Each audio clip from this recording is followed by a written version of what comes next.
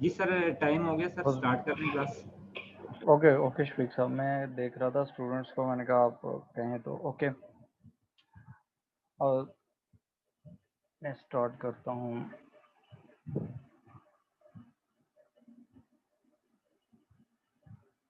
Okay, अस्सलाम वालेकुम students, बिस्मिल्लाह रहमान रहीम।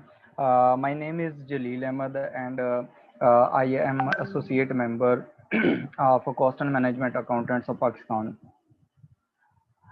The subject I am going to teach you is fundamentals of financial accounting, and currently I am working in Paktok, Marif International Schools and Colleges, Main Boys Campus, Lahore. I'm working over here as an examination controller of Cambridge section, and I am teaching here the accounting of O levels and A levels. My overall experience is of 11 years, and I started in 2009 my career from CFE group of colleges. Then later on I joined another college, IBF, and then I taught in different universities. During this experience, I went to Mauritius. I have international experience over there. I used to teach ACCA courses and as well as ICAW courses. And I taught over there basically the accounting, management accounting, cost accounting, financial accounting, and then financial management. Here in ICMAP, this is our first class, and I will teach you fundamentals of financial accounting.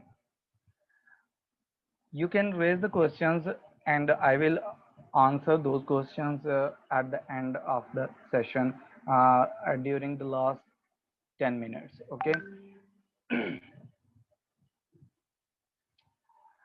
This was my brief introduction. Now I want to tell you that you have joined Institute of Cost and Management Accountants, and this is, I think so, this is your first class. And I want to tell you first of all about the membership, that how will you become the member.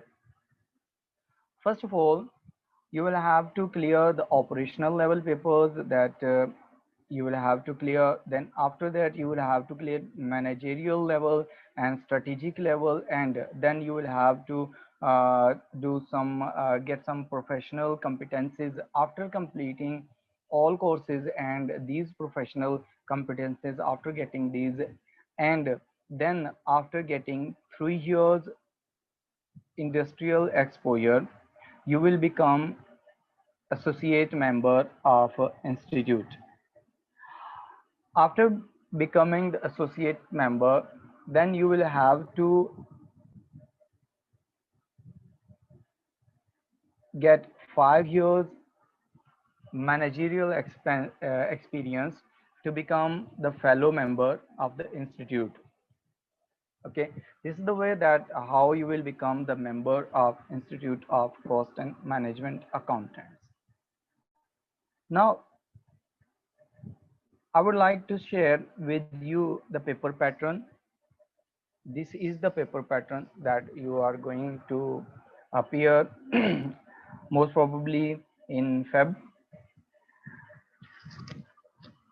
Here there are two sections of this paper. Number one, there will be multiple choice questions, and these questions, there are three sections, A to C, and there would be 45 questions, and out of 45 questions, 20 questions will be of 1 mark, and 25 questions will be of 2 marks. Total marks you will get from MCQs, these will be 70 marks.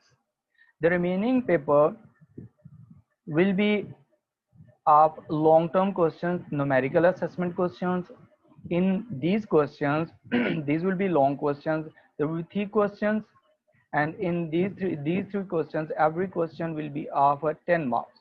It means total there will be 30 marks, and you will have to attempt this 100-mark paper, and you will have to score 50% marks in this paper. This is the paper pattern. okay, that you are going to appear in Feb. Then I would like to share the syllabus. Here, look at the part one. This is the part one, and the weightage of the part one is the 10%, and we will cover here the topics. These are the basically theoretical concepts, and we are going to cover some of these in this first lecture.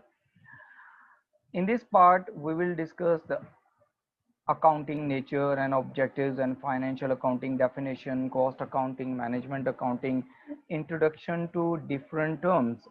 And then after this, there is another section. These are the all basic concepts.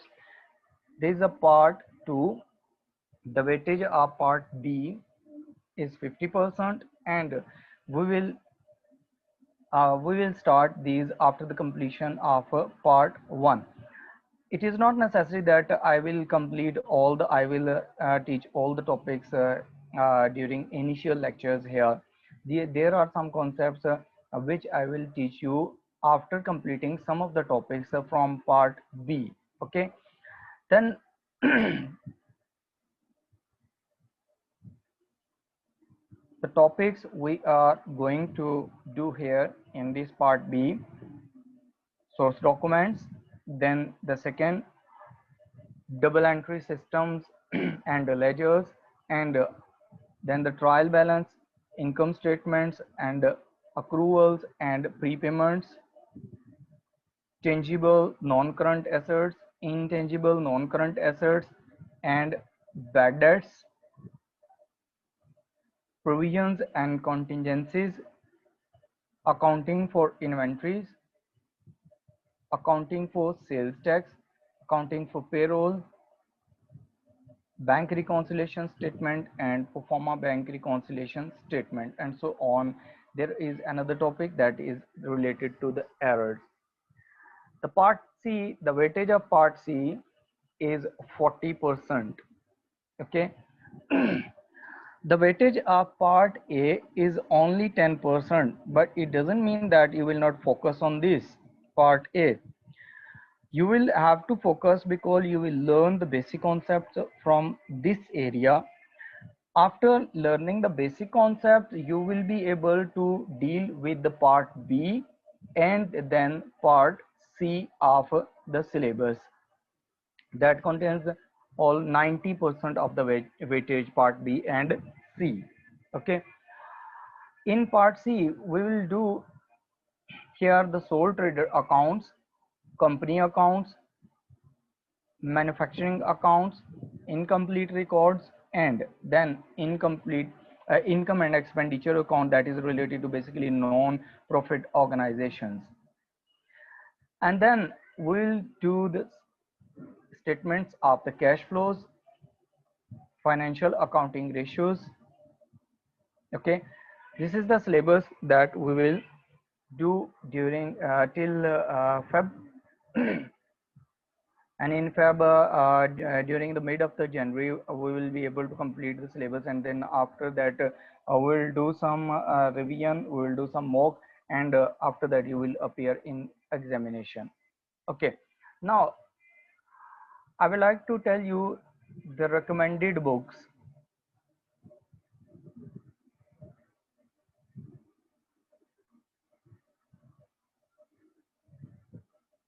Okay. You will buy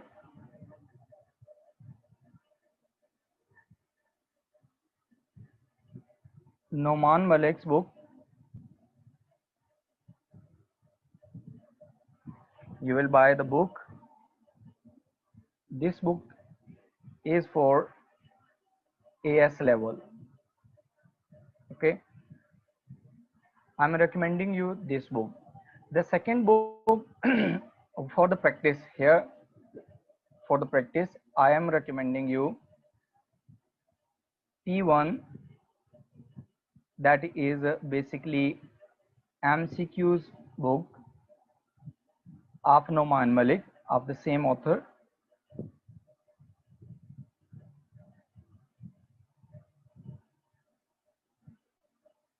And the article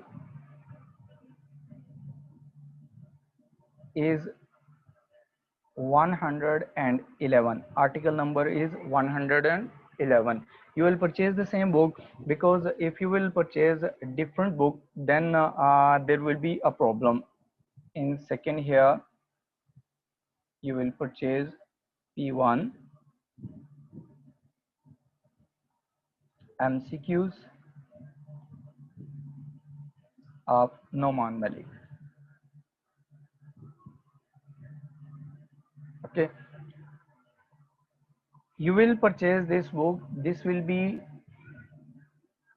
topical solved papers.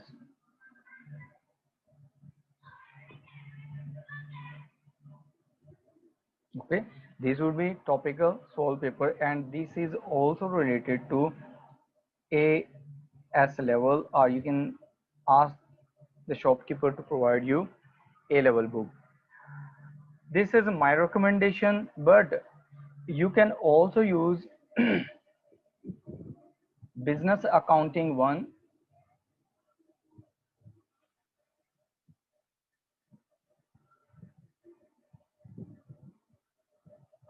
Frank Wood.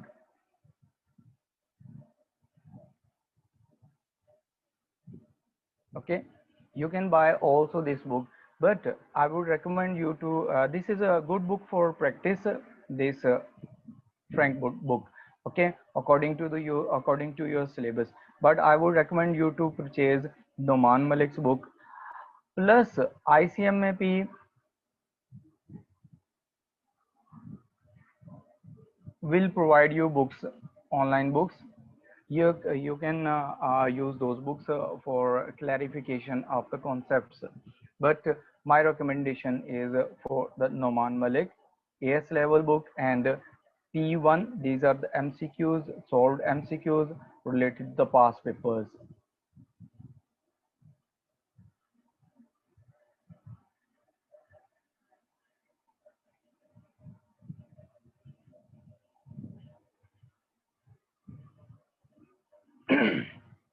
Okay, after discussing this discussion of the syllabus and the paper pattern, I would like to start with the basic concepts of accounting. What is basically accounting? Accounting is an art of recording. You can see on the screen, this is in red. This is an art of recording, classifying, and summarizing the financial transactions of an organization, of a business, or you can say of a business. What does it mean by a financial transaction? Financial transactions are those transactions which are in monetary terms, which are in monetary terms. Okay, for example, when you buy some goods, that definitely you will pay some money. It means that is a financial transaction. When you buy some building, some home or something else, like if you buy some grocery, definitely you will pay in monetary terms. That will be considered as a financial transaction. What business do? Business record those transactions, and then they classify and summarize those transactions. Sometimes they add another word after summarizing. They can say that the interpretation, interpret financial transactions. Interpretation we will do at the end, when we will do the ratios, then we will interpret the financial statements of the organization. Okay, then when we further move, then what is the recording? Or the recording is basically preparation of journal entries, and recording, you can say recording in the books of accounts. Then the second thing is the classification. What is the classification? Classification means preparation of the ledger accounts. And then trial balance. What does it mean by trial balance? Summarization. Summarization, when you summarize the result, you prepare the trial balance and the financial statements of an organization. This is overall accounting. So the accounting is, there are three things involved in the accounting: recording of the financial transaction, classification of the financial transaction, and summarization of the financial transaction. This is called accounting. Here is a accounting cycle. It will help you to understand the process that is used to record the financial transactions of an organization. Okay, look here. The financial transaction, first of all, there would be some financial transaction like you buy goods, or the organization buy goods, or organization sell some goods, or organization buy some building, or some business by pay some wages or salaries. These are all financial transactions. These transactions are first of all recorded, and in recording you will prepare, you will say that this is journalization of the entries. This is called preparation of journal entries. Okay, after the preparation of journal entries, what will you do? Then you will prepare ledger accounts. Ledger accounts are prepared. When ledger accounts are prepared, after the preparation of ledger account, we will study these one by one. Then after the preparation of ledgers, trial balances are prepared, and then the financial statements are prepared.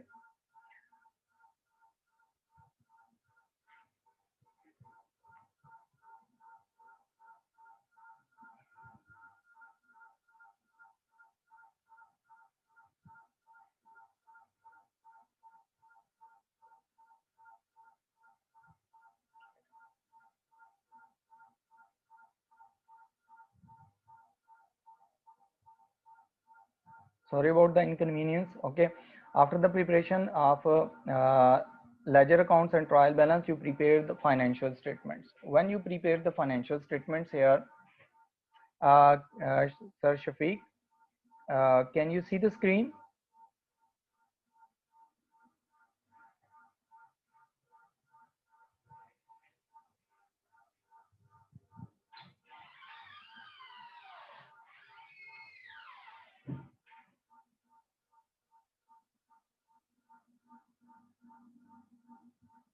Ji sir, कोई issue आ रहा है sir?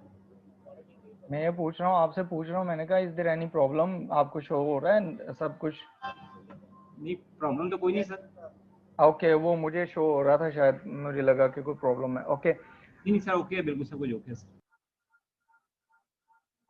Okay, here in financial statements, when we prepare the financial statements, there are different financial statements. We prepare the income statement first. Income statement is prepared, and the second one, we prepare statement of financial position.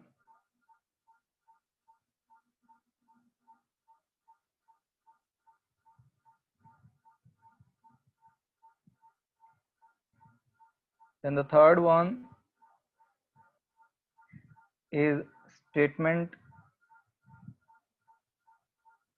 of changes in equity.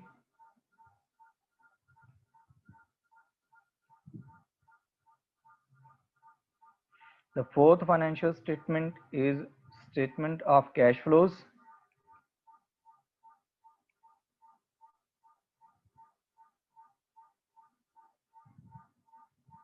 And the fifth one is disclosures or notes to the accounts. Okay, here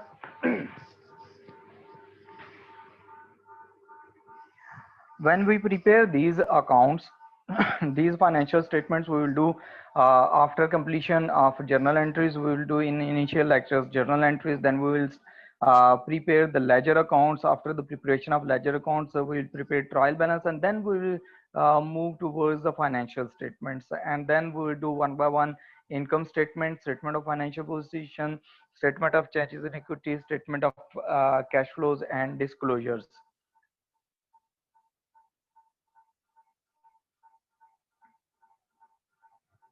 Okay, then there are different headings that there are different things that you must keep in your mind. You will have to memorize if you want to do accounting properly. First of all, you must know what are the assets of a company. Assets are the things which are owned by a business. Okay, we are, keep in mind that we are studying here the business. We are only studying the business. When we study business here, it means that a business, there is a concept of separate business entity.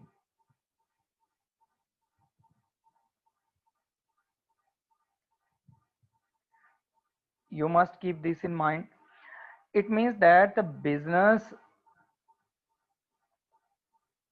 and owner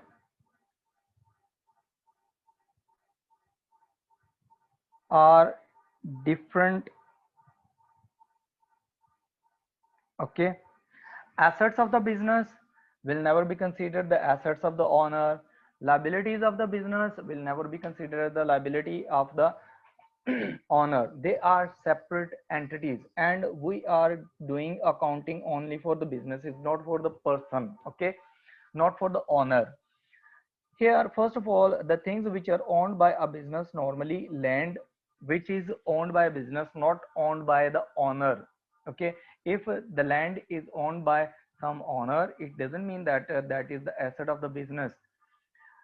Then the building, if the building is owned by the owner, this is this will not be considered an asset. Okay, if that building is owned by the business, then that will be considered as a as an asset. Then the premises are collectively land and building. These are called building premises, and the premises are also the assets of the business. Then furniture, which is used by a business for business purposes. आप जैसे आप offices में जाते हैं, आप banks में जाते हैं, तो वहां पर जो भी फर्नीचर पड़ा होता है, that is the asset of that bank or that business. Fixtures are the things which are attached in offices, like आपके AC हो गए, आपके fans हो गए, these are called fixtures. Okay, then fixtures and fitting and computers, these are all assets. Cash in hand, the cash which is available in the business premises for business use. And cash at bank, the cash that is available that is available in the bank account of the business.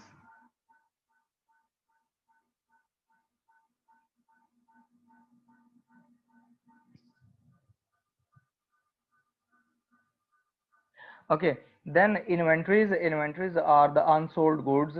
Inventory is the unsold goods at the end of the period. If you are running a business, and at the end of the business there are some unsold goods, those will be known as inventory or stock. Then trade receivables are those persons to whom you have sold goods on credit. ठीक है, business जब चीजें cell करता है, आपने normally retailers देखे होंगे या आपने होलसेलर्स देखे होंगे, व्हेन दे सेल गुड्स, तो उन गुड्स को वो कैश में भी सेल करते हैं, उन गुड्स को वो क्रेडिट पे भी सेल करते हैं.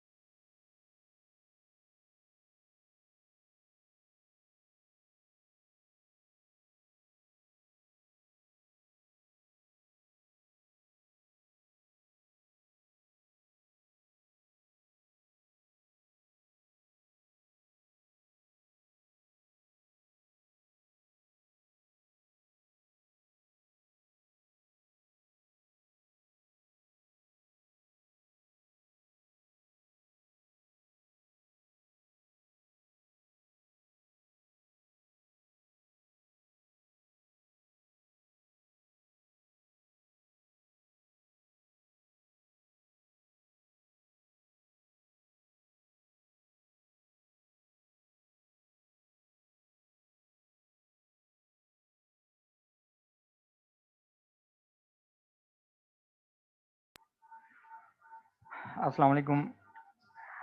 Okay, I'm telling you that what are the trade receivables. Trade receivables हमारे पास वो लोग होते हैं जिनको आपने क्रेडिट पे गुड्स सेल की होती हैं, ठीक है. जब बिजनेस सेल करता है गुड्स तो बिजनेस नॉर्मली ये करता है कि कैश में भी सेल करता है, क्रेडिट पे भी सेल करता है, ठीक है. अगर तो क्रेडिट पे सेल हो रही हैं, ठीक है, तो उनको हम कहते हैं, उनको नेम हम देते हैं ट्रेड रिसीवेबल्स, ठीक है. Those are called trade receivables. अच्छा, इसमें हमारे पास यहाँ पर ना कुछ आप, मैंने कहा था वैसे तो मैं question answer at the end address कर दूंगा, but there are some questions from the Qasim Javed. He is saying that the what is the book name. तो वो मैंने बुक का नेम आपको बताया था कि आपने एएस लेवल की अकाउंटिंग परचेज करनी है. I am writing here again, okay, as level accounting by Noman Malik.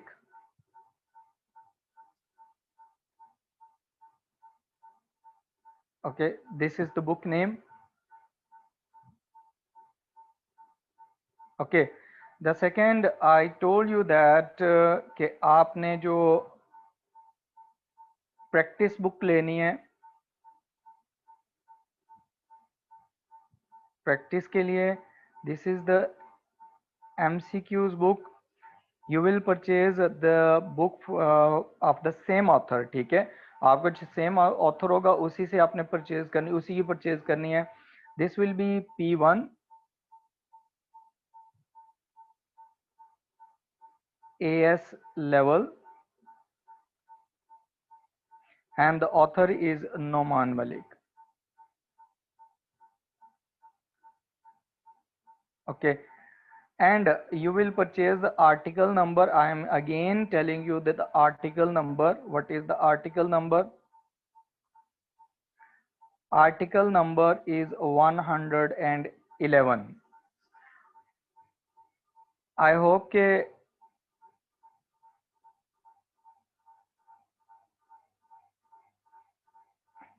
Okay, ये आपको ऑनलाइन भी मिल जाएगी अगर आप ऑनलाइन इसे चेक करें इंटरनेट पे. Rimsha Zahid, she is asking about this कि कहाँ से मिलेगी. ये आपको ऑनलाइन आप गूगल पे चेक करें, ये नुमान मलिक की अवेलेबल है बुक, और ये नॉर्मली स्टूडेंट रिसोर्स से मिल जाती है.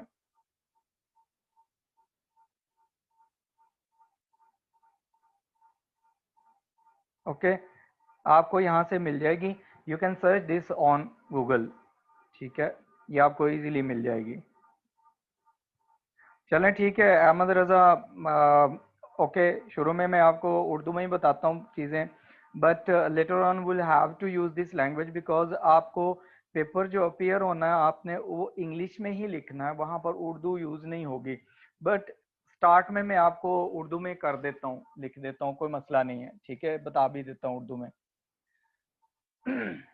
और हमजा सईद, सिलेबस वगैरह मैंने पहले शेयर कर दिया, मैं दोबारा आपको शेयर कर दूंगा, बाद में मैनेजमेंट को शेयर कर दूंगा, बल्कि एक ग्रुप बना के ना उसमें आपको ये सारी चीज़ें मैं शेयर कर दूंगा, ठीक है, तो उसमें कोई मसला नहीं आएगा.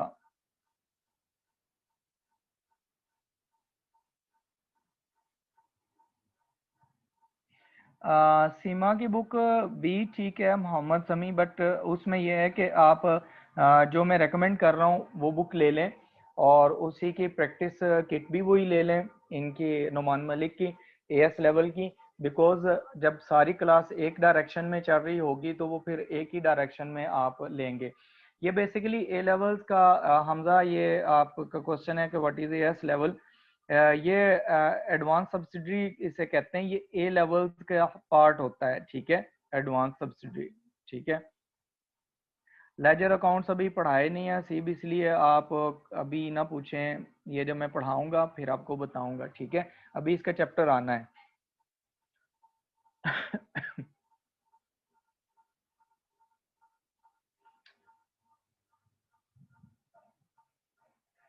Yasir Faiz, yes you can use ICMA books, ठीक है.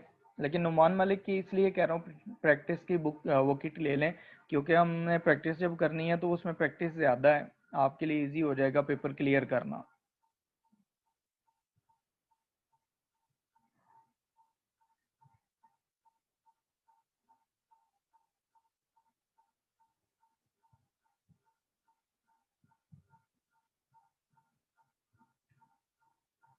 ओके, बाकी क्वेश्चंस को मैं एड्रेस करता हूँ। अभी वन बाय वन, ठीक है। पहले मैं थोड़ा सा इसको क्लास को प्रोसीड कर लूँ, फिर आगे चलते हैं। जो क्वेश्चन है आपका सेम, उसमें यह है कि फिजिकल थिंग्स आपने पूछा है कि एसेट्स होती हैं, तो फिजिकल भी हो सकती हैं और आपकी नॉन फिजिकल भी हो सकती हैं, इनटेंजिबल भी हो सकती हैं। जब हम प्रोसीड करते जाएंगे आहिस्ता आहिस्ता ये चीज़ें आती जाएंगी, आपको क्लियर होती जाएंगी। इनिशियली जितने चीज़ें पढ़ा रहा हूँ आप उस पर फोकस करें, मैं इसमें एडिशन करता जाऊंगा with the passage of time.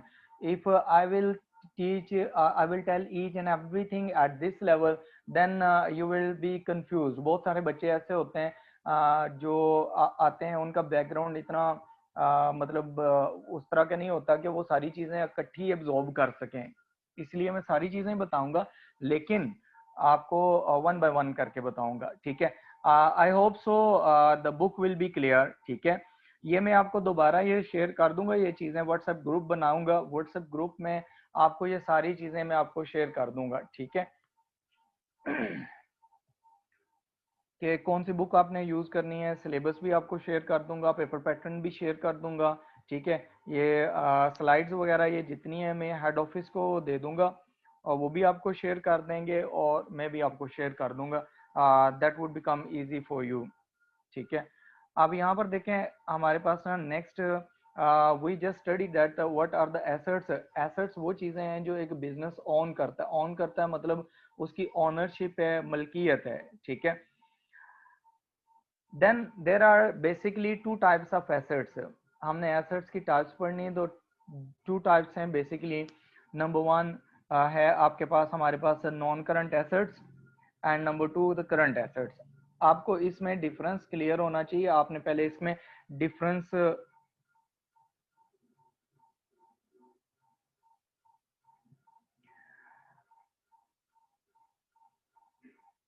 Ashana Arif, you are saying that the accounting is a language. Yes, आप कह सकती हैं लैंग्वेज है, लेकिन ये आर्ट है बेसिकली ना, आप इसे एक साइंस भी कह सकते हैं, ठीक है। तो वो आपको इस तरह के क्वेश्चन नहीं पूछे जाते एग्जाम में, ठीक है। Okay, look at the type of the assets. Assets जो होते हैं हमारे पास, there are two types, non current assets हैं एंड द करंट एसेट्स। जो नॉन करंट एसेट्स हैं, आपका जो अकाउंटिंग पीरियड होता है, पहले अकाउंटिंग पीरियड को समझ लें। अकाउंटिंग पीरियड,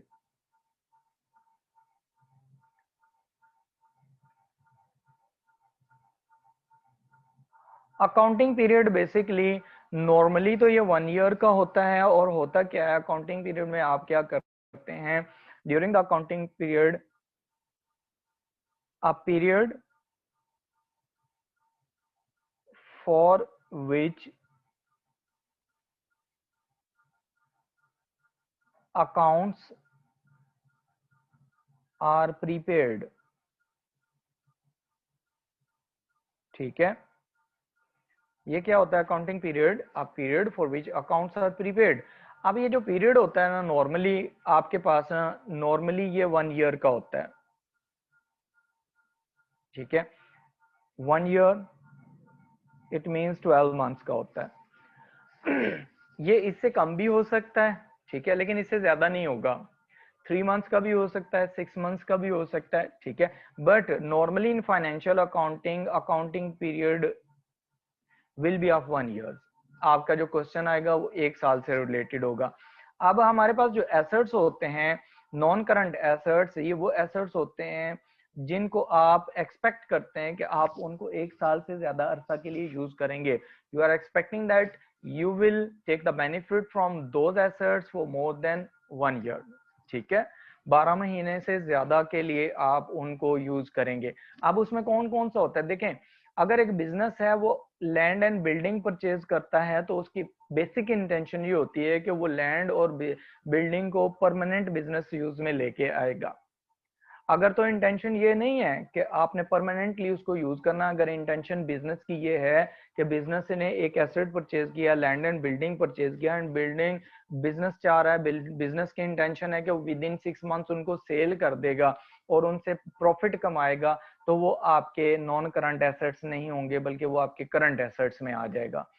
इसी तरह आपके पास जो फिक्सचर्स हैं, जो आपके एसी लगे हुए हैं, जो फैंस लगे हुए हैं परमानेंट बिजनेस यूज के लिए, इसी तरह आपके पास जो कंप्यूटर्स आपने रखे हुए हैं, लैपटॉप्स रखे हुए हैं, कोई व्हीकल्स हैं, व्हीकल्स मींस आपके पास कोई कार्स हैं, या आपके पास कोई बस है, या कोई आपके पास वैन है जो आप बिजनेस के लिए यूज कर रहे हैं। इसमें ट्रक भी इंक्लूड हो सकता है, ठीक है, जो आप अपने बिजनेस पर्पस के लिए यूज करते हैं। ये सारे आपके नॉन करंट एसेट्स होते हैं। इंटेंशन ये होनी चाहिए कि आप उसे 1 साल से ज्यादा अरसा के लिए यूज करेंगे। देखें, अगर आप व्हीकल्स की इनकी बात करते हैं तो कुछ हमारे पास ना शोरूम्स होते हैं जिनका काम ये होता है कि वो चीजें बाय करते हैं, कार्स बाय करते हैं with intention to sell them within a year, और उनको सेल करके उस पर कुछ प्रॉफिट जनरेट करना चाहते हैं वो। तो अगर इस तरह की इंटेंशन है तो वो आप उनको क्या करेंगे, वो आपके पास नॉन करंट एसेट्स नहीं होंगे, वो करंट एसेट्स के अंदर आ जाएंगे। तो करंट एसेट्स हैं the assets which are expected to be used within 1 year. आप ये समझते हैं कि आपकी एक्सपेक्टेशन है कि भाई एसेट आप विद इन 1 ईयर यूज कर लेंगे। जैसे आपके पास कैश इन हैंड पड़ी हुई है, तो ये नहीं हो सकता कि आपके पास ऑफिस में कैश पड़ी हुई है तो आप वो 2 साल 3 साल वही कैश ड्रॉ के अंदर रखे रखें, ऐसा नहीं होता। आप वो कैश यूज करते हैं, ठीक है। सिमिलरली जो आपके पास कैश एट बैंक होती है वो भी आपके पास क्या है, cash at bank is also current assets. Inventory जो आपके पास अनसोल्ड गुड्स हैं, unsold goods at the end of the period का मतलब ये होता है कि वो आपके पास पड़ी हुई हैं, आपने विद इन नेक्स्ट ईयर उनको सेल कर देना है, ठीक है। सिमिलरली आपके ट्रेड रिसीवेबल्स हैं, ट्रेड रिसीवेबल्स मैंने आपको भी बताया, यहाँ ऊपर के ट्रेड रिसीवेबल्स जो होते हैं वो लोग होते हैं जिनको हम क्रेडिट पे गुड्स सेल कर देते हैं, ठीक है। उनको क्या करते हैं, हम क्रेडिट पे गुड्स सेल करते हैं। जब हम उनको क्रेडिट पे गुड्स सेल करते हैं तो उसमें ये होता है कि हमने फ्यूचर में उनसे पैसे लेने हैं, ठीक है। जब हम उनसे फ्यूचर में पैसे अमाउंट रिसीव करेंगे within a month, within 2 months, within 3 months, within a year we are expecting to receive. जैसे जब आप गुड्स सेल करेंगे तो आपके पास उस टाइम ये होगा कि आप जब गुड्स सेल करेंगे आपकी इंटेंशन ये होती है कि आप इनसे पैसे, आपने लिखा होता है कि विद इन 15 डेज आपको पेमेंट करनी है। जैसे रिटेलर सेल करते हैं या होलसेलर सेल करते हैं या कोई बिजनेस सेल करता है तो ऊपर लिख देता है कि विद इन 15 डेज आपने पेमेंट करनी है, विद इन 20 डेज करनी है, विद इन अ मंथ करनी है, विद इन 2 मंथ्स करनी है। तो आप ये कर रहे होते हैं, you are expecting to receive those money from those people, these are your current assets, ठीक है। Is that clear? अब यहाँ पर हमारे पास नेक्स्ट जो चीज है that is related to the liability. Second concept जो है आपने उसको जो करना है that is liability.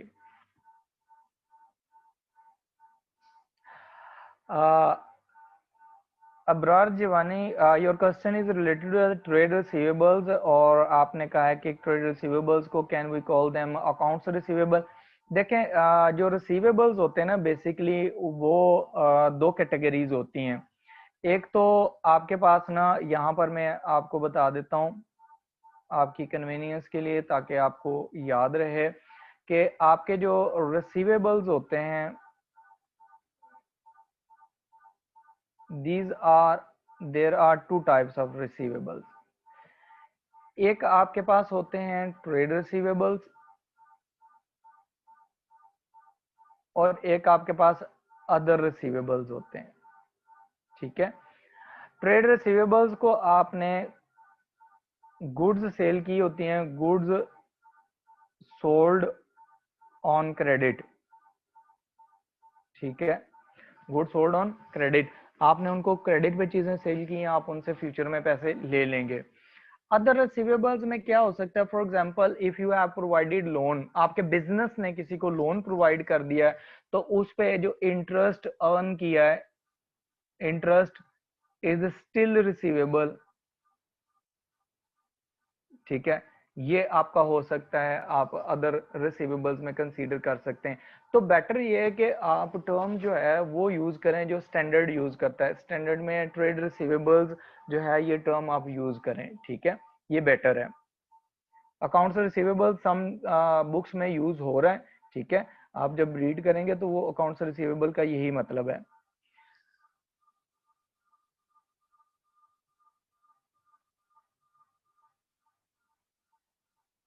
Kashif Ishfaq Lodhi, ठीक है, हम कोई ग्रुप बना लेंगे व्हाट्सएप का, as I told before that we will prepare some group, ठीक है, उसमें आप कम्युनिकेशन कर सकते हैं। तो वो मैं आपको नंबर दूंगा एट द एंड, तो एक ग्रुप क्रिएट करूंगा, आपको मैं फिर उसमें ऐड अप कर लूंगा, या किसी एक स्टूडेंट को कह देता हूँ, वो आपका सीआर होगा एंड ही विल क्रिएट, ठीक है। अच्छा जी, उसके बाद है हामिद सेज दैट एहसन रिजवान, जो स्टूडेंट रिसोर्स है ये आपको ऑनलाइन गूगल पे सर्च करें, आपको मिल जाएगा, उनका कॉन्टेक्ट नंबर भी मिल जाएगा, तो आपको इजीली वो बुक आपको ना ऑनलाइन भेज भी देंगे, ठीक है, पोस्ट कर देंगे आपके एड्रेस पे। और अच्छा, Hamid is saying that the assets दोबारा समझा दें, चलिए मैं आपको दोबारा समझा देता हूँ assets. Okay, look at the assets. Assets हमारे पास क्या हैं, एसेट्स हमारे पास वो चीजें होती हैं बिजनेस के पास जो बिजनेस की मलकियत होती हैं, ओनरशिप में होती हैं, ठीक है, which are held by the business और which are owned by the business, दोनों ही वर्ड्स यूज होते हैं, held by the business and owned by the business. Basically उनका मकसद ये होता है कि आप उनको बिजनेस को रन करने के लिए यूज करते हैं, ठीक है, एसेट्स आपके वो चीजें होती हैं। अब इसमें आपके पास बिजनेस के पास कोई लैंड है, बिल्डिंग है, जैसे आप देखें समटाइम्स आप कहीं जा रहे हो तो आपको एक कहीं प्लॉट वगैरह के ऊपर ना बोर्ड लगा नजर आता है कि ये स्टेट लाइफ इंश्योरेंस की प्रॉपर्टी है, ये स्टेट बैंक की प्रॉपर्टी है, ये एचबीएल की प्रॉपर्टी है, या किसी और ऑर्गेनाइजेशन की प्रॉपर्टी है, तो वो ऑनरशिप होती है, इसलिए उन्होंने लिखा होता है। सिमिलरली किसी भी ऑर्गेनाइजेशन के पास कोई भी बिल्डिंग है, प्रीमिसेस हैं, फिक्सचर्स हैं, फर्नीचर्स हैं, कोई भी फिक्स चीजें हैं, या इसके अलावा कोई उनके पास कैश पड़ी हुई है, कैश के अलावा उनके पास बैंक में पैसा, बिजनेस के बैंक अकाउंट में, ऑनर के बैंक अकाउंट में, आप उसको एसेट कंसीडर नहीं करेंगे, ठीक है। इसी तरह कोई पीरियड एंड हो गया, उसके एंड पे कोई अनसोल्ड गुड्स पड़ी हुई हैं, जैसे आप देखें एक अगर पर्सन है वो सीमेंट का बिजनेस करता है, उसको बाय करता है और उसको सेल करता है, तो eight the end of the period, eight the end of the year, अगर उसके पास 100 बैग पड़े हुए हैं unsold, though that will be consider as a stock, ठीक है, तो वो आपका स्टॉक होगा, उसको आप कंसीडर करेंगे इन्वेंट्री या स्टॉक, ठीक है। उसके बाद आपके ट्रेड रिसीवेबल्स हैं, ट्रेड रिसीवेबल्स में कई दफा समझा चुका हूँ कि ट्रेड रिसीवेबल्स जो हैं इनका इसका मतलब है ये वो लोग होते हैं जिनको आपने क्रेडिट पे गुड्स सेल की हैं। बिजनेस क्या करता है, कैश ट्रांजैक्शंस भी करता है, क्रेडिट ट्रांजैक्शंस भी करता है। तो जो बिजनेस जो है कैश पे सेल नहीं कर रहा, अगर क्रेडिट पे सेल कर दिए हैं, किसी कस्टमर ने कहा है कि मेरे पास पेमेंट नहीं है, मैं with in 15 days 2 months 3 months कर दूंगा आपको पेमेंट, तो उसको कहते हैं कि ये हमारे पास ट्रेड रिसीवेबल है। गुड्स तो सेल कर दी बुक्स में, उसे ट्रेड रिसीवेबल कंसीडर करते हैं, because business will receive money from that person in future, ठीक है। एसेट्स की टाइप्स हैं, टू टाइप्स हैं, there are two types, non current assets हैं और करंट एसेट्स हैं। इसमें आपने ये देखना है कि आपके पास जो करंट एसेट्स होते हैं वो विद इन ईयर यूज हो जाते हैं, विद इन 12 मंथ्स यूज हो जाते हैं। जो नॉन करंट एसेट्स होते हैं वो आपके मोर देन 1 ईयर आप एक्सपेक्ट करते हैं कि वो आपके पास मोर देन 1 ईयर यूज होंगे, ठीक है, those are known as non current assets. तो नॉन करंट एसेट्स में जो भी आप परमानेंट बिजनेस यूज के लिए एसेट लेते हैं, वो आपके आ जाते हैं, जैसे कि लैंड एंड बिल्डिंग है, प्रीमिसेस है, फिक्सचर्स एंड फिटिंग हो गए, कंप्यूटर सिस्टम्स हो गए, लैपटॉप्स हो गए जो आप परमानेंट यूज के लिए। इसी तरह आपने कोई कार्स खरीद ली है, आपने कोई बस खरीद ली है, जैसे आप उसके लिए आप वैन वगैरह परचेज कर रहे हैं एम्प्लॉयज को पिक एंड ड्रॉप देने के लिए। इसी तरह अपने आपने कोई ट्रांसपोर्टेशन व्हीकल परचेज कर ली है, जैसे आप कोई ट्रक परचेज कर लेते हैं, कोई लोडर परचेज कर लेते हैं अपनी गुड्स की मूवमेंट के लिए, that is also known as non current asset. और द करंट एसेट्स हैं विद इन 1 ईयर यूज हो जाएंगे। उसमें हमारे पास कौन कौन से एसेट्स आते हैं? कैश इन हैंड आता है, कैश एट बैंक आता है, इन्वेंट्री आता है, ट्रेड रिसीवेबल्स आता है। ये वो एसेट्स हैं जो आप with in a year use कर लेंगे, इनका बेनिफिट आप ले लेंगे।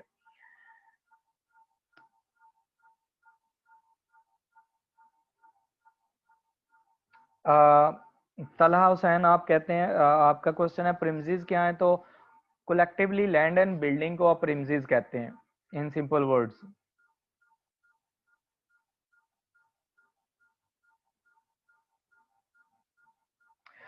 आमिना शहजाद आपका क्वेश्चन है कि बुक कब परचेज कर लें? आप एज सुन एज इसको परचेज कर लें, बिकॉज जब हम प्रैक्टिस करेंगे तो मैं आपको क्वेश्चन शो करूंगा स्क्रीन पे, आपके पास वही क्वेश्चन आपके पास भी होगा और आप इजीली उसको कर लेंगे, अदरवाइज आपको बाद में वो समझने में मुश्किल होनी है।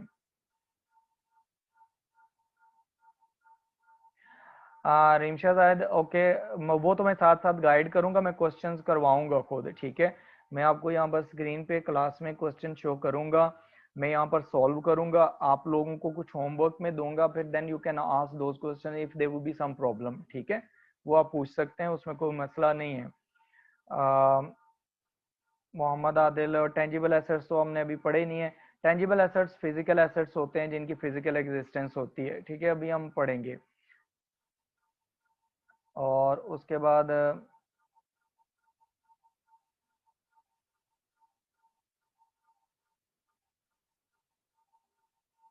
नहीं नहीं आप मलिक मोहम्मद उस्मान, अकाउंटिंग की ही बुक लेनी है आपने, ठीक है। ये एसेट्स की कोई बुक नहीं है, अकाउंटिंग की बुक है।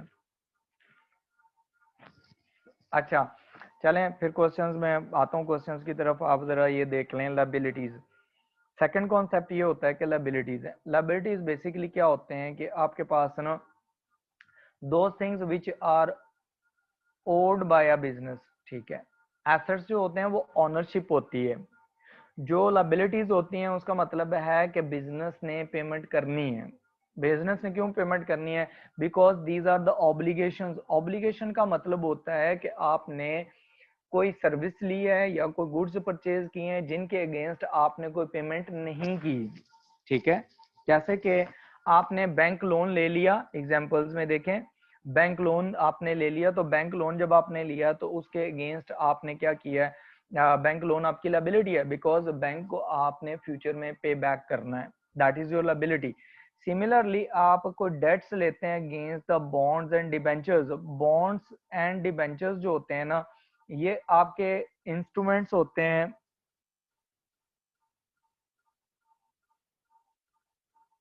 ठीक है, या आप इनके अगेंस्ट लोन ले लेते हैं, इनके अगेंस्ट, ये फाइनेंशियल इंस्ट्रूमेंट्स होते हैं, ठीक है, जिनके अगेंस्ट आप क्या कर लेते हैं? लोन ले लेते हैं। फॉर एग्जांपल कंपनीज क्या करती हैं, उन्हें जब लोन की जरूरत पड़ती है वो बैंक में जाती हैं, बैंक से पैसा ले लेती हैं, या वो क्या करती हैं कुछ बॉन्ड्स इशू कर देती हैं, डिबेंचर्स इशू कर देती हैं। उसमें क्या होता है कि उन्होंने प्रॉमिस किया होता है कि in future after some specific time, जैसे 5 साल बाद, 10 साल बाद, business will repay the loan, ठीक है। तो वो जब रीपे करेगा, प्लस वो उसमें ये भी कर देता है कि बिजनेस उसमें से लोन भी रीपे करेगा प्लस इंटरेस्ट भी पे करेगा, दोनों चीजें होंगी उसमें, ठीक है। अब यहाँ पर देखें, नेक्स्ट है ट्रेड पेबल्स। जैसे हमारे पास ट्रेड रिसीवेबल्स हैं, सिमिलरली उसके ऑपोजिट जो होते हैं ना वो ट्रेड पेबल्स होते हैं। ट्रेड पेबल्स बेसिकली वो सप्लायर्स हैं, क्रेडिट सप्लायर्स आप इन्हें कह सकते हैं, क्रेडिट सप्लायर्स, कि आपने इनसे क्रेडिट पे चीजें परचेज की हुई हैं। जब आपने क्रेडिट पे परचेज की हुई हैं तो you will pay them in future, ठीक है, आप उन्हें क्या करेंगे? You will pay them in future. तो जब आपने फ्यूचर में उनको पेमेंट करनी है तो that will be consider as a liability. जब तक आप उनकी पेमेंट नहीं करते that is consider as a liability. Then आता है बैंक ओवरड्राफ्ट। बैंक ओवरड्राफ्ट ये फैसिलिटी होती है जो बैंक्स प्रोवाइड करते हैं अपने जो बिजनेसेस हैं उनको नॉर्मली, कि अगर आपके पास अकाउंट में पैसे खत्म हो गए तो आप एक्स्ट्रा पैसे भी ले सकते हैं बैंक से, ठीक है, एक्स्ट्रा पैसे निकलवा सकते हैं। जैसे कि बिजनेस के बैंक अकाउंट में 1 मिलियन रुपीज थे तो उन्होंने क्या किए, उन्होंने विड्रॉ करवा लिए, सारे यूज कर लिए, तो बैंक ने उन्हें फैसिलिटी दी हुई है कि आप 50,000 एक्स्ट्रा निकलवा सकते हैं, तो वो बैंक से 50,000 एक्स्ट्रा जो है वो ले लेते हैं। That is called a bank overdraft, ठीक है। Is that clear?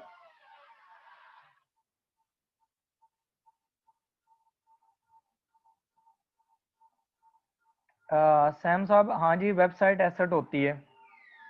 आपका क्वेश्चन है वेबसाइट एसेट होती है, yes website is an asset, because आपने उसके लिए पेमेंट की हुई है और आप उसे यूज करते हैं, आप एक्सपेक्ट कर रहे हैं कि आप उसे फ्यूचर में यूज करेंगे और उससे रेवेन्यूज जनरेट करेंगे, बिजनेस बेनिफिट होगा बिजनेस को।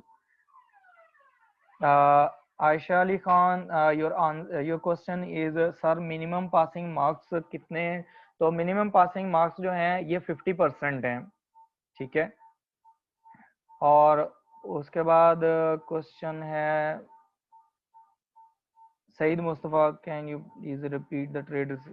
हाँ जी Saeed Mustafa, I have repeated the trade receivables. Trade receivables वो लोग होते हैं जिनको आपने क्रेडिट पे चीजें सेल की होती हैं, ठीक है, या बिजनेस जो है वो जब क्रेडिट पे गुड्स सेल करता है तो जिन लोगों को सेल की होती हैं वो ट्रेड रिसीवेबल्स होते हैं। आप इनको क्रेडिट कस्टमर भी कह सकते हैं, ठीक है।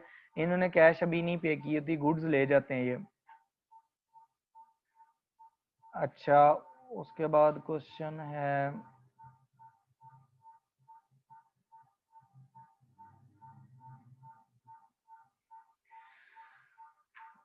डिबेंचर्स का।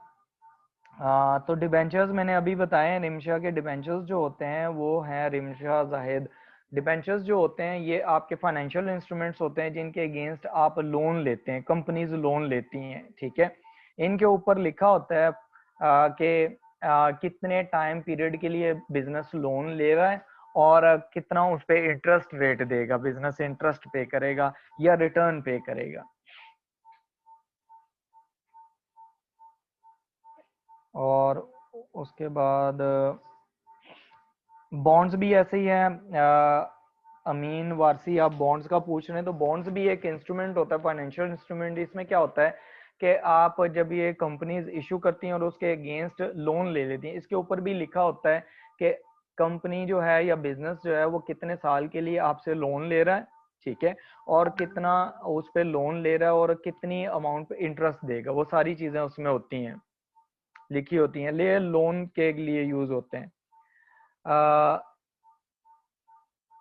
Hasan Uzzamam, bank overdraft, you are asking about the bank overdraft. तो बैंक ओवरड्राफ्ट जो होती है ये फैसिलिटी होती है जो बैंक की तरफ से प्रोवाइड की जाती है नॉर्मली बिजनेसेस को, कि अगर उनके अकाउंट में पैसे खत्म हो गए हैं तो they can withdraw extra money, ठीक है, तो वो एक्स्ट्रा भी उसमें से निकलवा सकते हैं।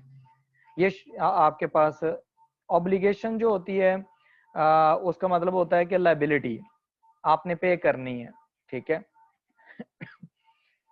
Alisha Nayani, bank overdraft, I have just told the bank overdraft. Debt जो होता है that is loan. Debt against का मतलब होता है कि आपने डेट जो है वो लिया है बॉन्ड्स इशू करके या आपने डिबेंचर्स इशू किए हैं, ठीक है। This is Ali Haider question, Ali Haider संगी।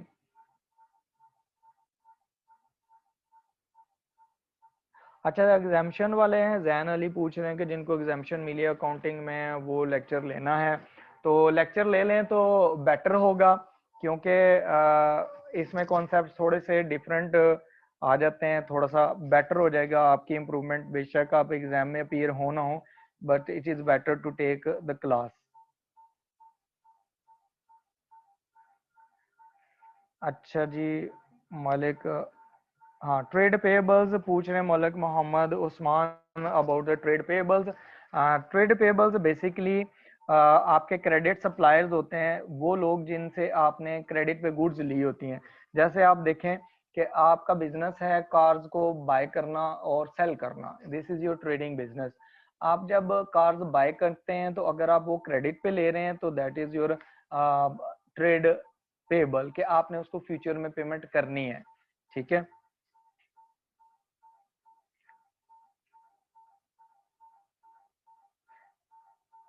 ईशा नासिर, बैंक ओवरड्राफ्ट्स, आपका क्वेश्चन है कि bank overdrafts are other trade receivable. No no, आप बैंक ओवरड्राफ्ट को ट्रेड रिसीवेबल के साथ मिक्स ना करें। आपने बैंक ओवरड्राफ्ट का मतलब होता है ये आपकी लायबिलिटी है, आपने बैंक से एक्स्ट्रा पैसे ले लिए, आपके अकाउंट में पेमेंट खत्म, कैश खत्म होगी तो आपने एक्स्ट्रा फैसिलिटी यूज कर ली, तो ये आपकी बेसिकली डेट होता है, आपकी लायबिलिटी होती है। जबकि ट्रेड रिसीवेबल्स जो होते हैं वो एसेट्स होते हैं, आपने उनसे पैसे रिसीव करने हैं। महद बट जो है, what are the obligation? Obligations basically liabilities हैं जो आपने पे करनी है फ्यूचर में, ठीक है।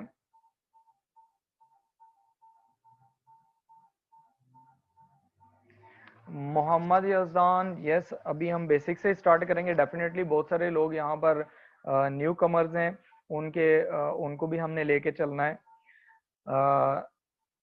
बॉन्ड्स को मैंने रिपीट कर दिया, मोहम्मद अमीन वारसी दोबारा से अभी, ठीक है।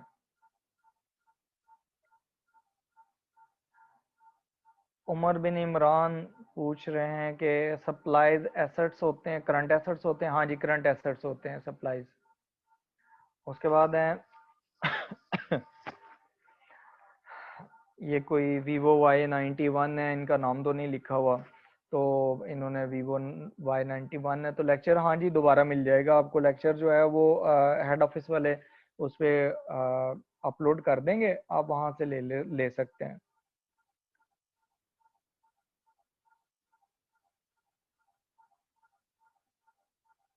डिबेंचर्स का रिमशा में बता चुका हूँ कि ये इंस्ट्रूमेंट्स होते हैं जिनके अगेंस्ट आप इशू करके ना बिजनेस जो है वो लोन लेता है। इंश्योरेंस, एहसन रिजवान कह रहे हैं इंश्योरेंस जो है वो एसेट्स होते हैं? नहीं, एसेट्स नहीं होते इंश्योरेंस, ये एक्सपेंस होते हैं, ये अभी हम पढ़ेंगे, ठीक है। इंटरेस्ट रिसीवेबल्स का मतलब है, ये मैंने आपको अदर रिसीवेबल्स में समझाया था कि इंटरेस्ट रिसीवेबल्स जो होते हैं ये होता है कि आपने जैसे किसी को लोन दिया है तो उस लोन पे आपने इंटरेस्ट अर्न तो कर लिया लेकिन अभी तक रिसीव नहीं किया।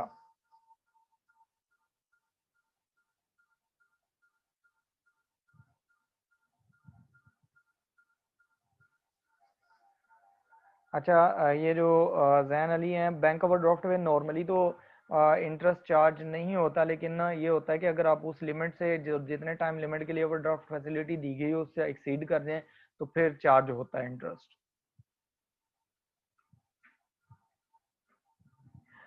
Umair Ahmed Singh, non current assets and liabilities एक ही चीज होते हैं? नहीं, लायबिलिटीज जो होती हैं ये तो आपकी ऑब्लिगेशंस होती हैं, और एसेट्स जो होते हैं वो आपके गुड्स होती हैं जो आपने ओन की हुई हैं, जो आपकी ओनरशिप, बिजनेस की ओनरशिप है। तो ये different things are totally, these are totally different things. Saad Mustafa is saying that the bank overdraft loan ही होता है। लोन का वर्ड आप नॉर्मली इसमें यूज नहीं करते, इसे लोन का मतलब होता है कि आपने लॉन्ग टर्म लोन ले लिया है किसी से ना, जैसे बैंक से लोन लिया तो वो आपने 5 साल 10 साल के लिए लिया है। लेकिन जो बैंक ओवरड्राफ्ट फैसिलिटी होती है वो तो कुछ पीरियड के लिए होती है, कुछ मंथ्स के लिए होती है, ठीक है। साद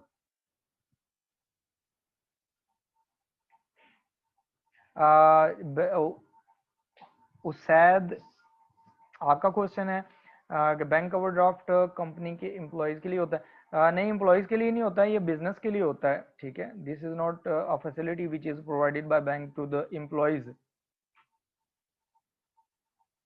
if you don't mind can you please elaborate the bonds and debentures again?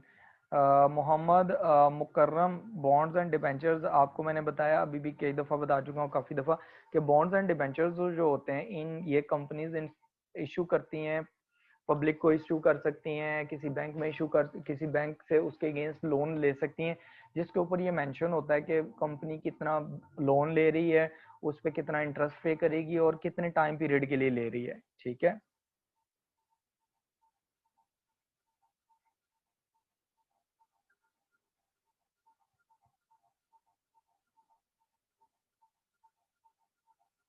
अच्छा, इनमें से ना आप लोगों में से कोई एक बंदा जो है ना वैसा करे कि वो एक व्हाट्सएप अकाउंट बना ले।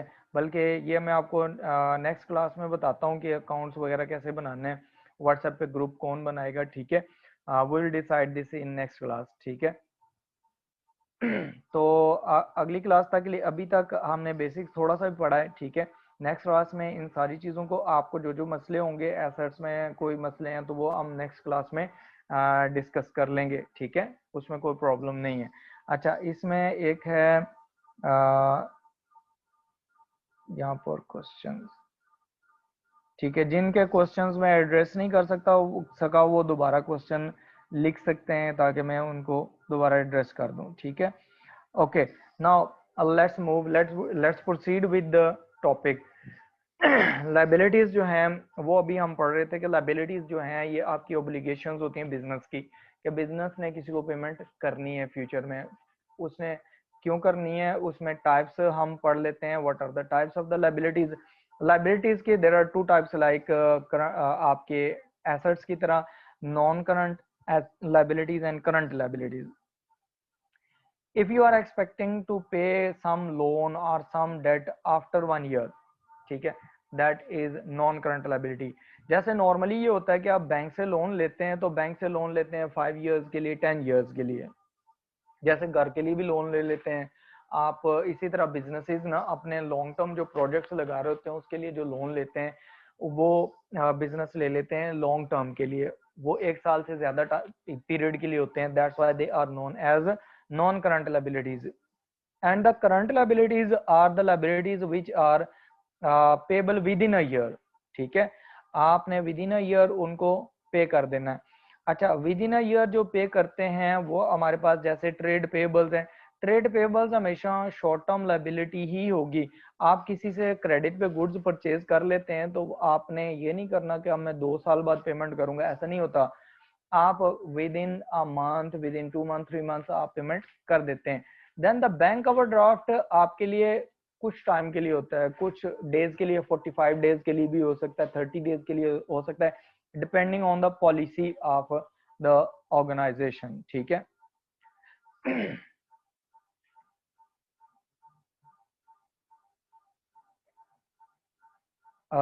ये जो एक क्वेश्चन आ रहा है, इनका ना नाम वगैरह तो नहीं आ रहा, इन्होंने कहा can you repeat interest receivable. तो इंटरेस्ट रिसीवेबल जो होता है बेसिकली मैंने बताया कि आपने किसी को लोन दे दी है, जैसे बैंक लोन्स इशू करते हैं तो उसके अगेंस्ट इंटरेस्ट जनरेट करते हैं, तो इंटरेस्ट जो होता है वो रिसीवेबल है। अगर कस्टमर ने अभी तक पे नहीं किया तो that will be the asset of the business.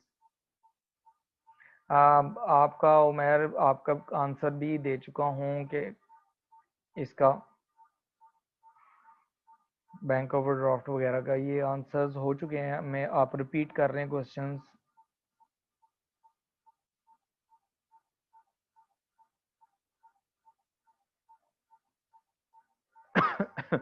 अच्छा,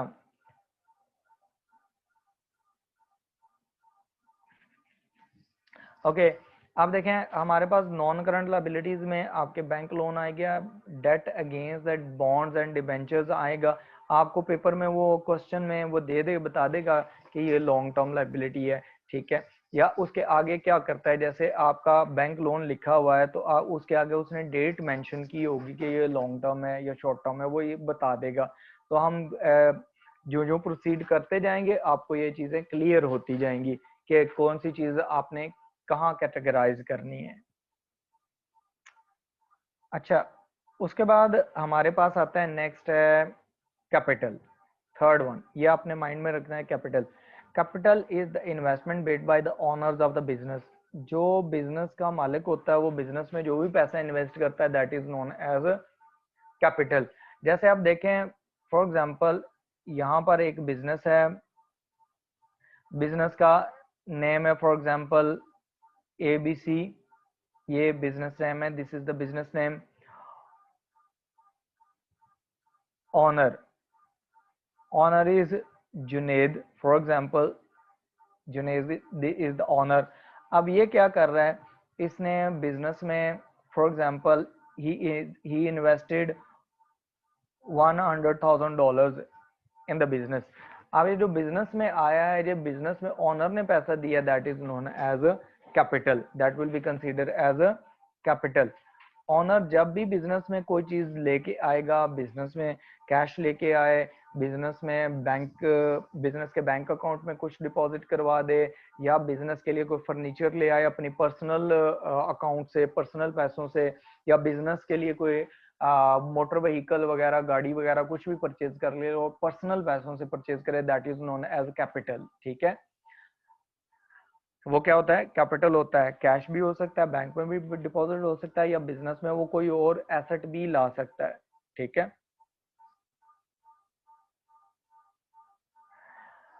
बैंक ओवरड्राफ्ट मोहम्मद ताहा, कंडीशंस होती हैं, लेकिन उसमें ये होता है कि नॉर्मली बिजनेस के क्योंकि पैसे उनके काफ़ी ज़्यादा होते हैं, तो बिजनेस का ज़्यादा पैसे उन्होंने बैंक में रखे होते हैं, तो बैंक फैसिलिटेट करता है ताकि वो अपने कस्टमर को रिटेन कर ले। ठीक है, और कोई कंडीशंस नॉर्मली नहीं होती। ठीक है,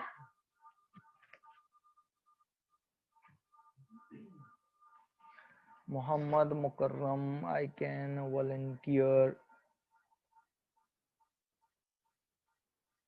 ठीक है, उसके बाद बैंक ओवरड्राफ्ट की कोई लिमिट, हाँ डेफिनेटली लिमिट होती है। आपके मोहम्मद अयाज का क्वेश्चन है, लिमिट होती है उसकी कि कितने आप अमाउंट विड्रॉ करवा सकते हैं और कितने टाइम में आपने पे करना है।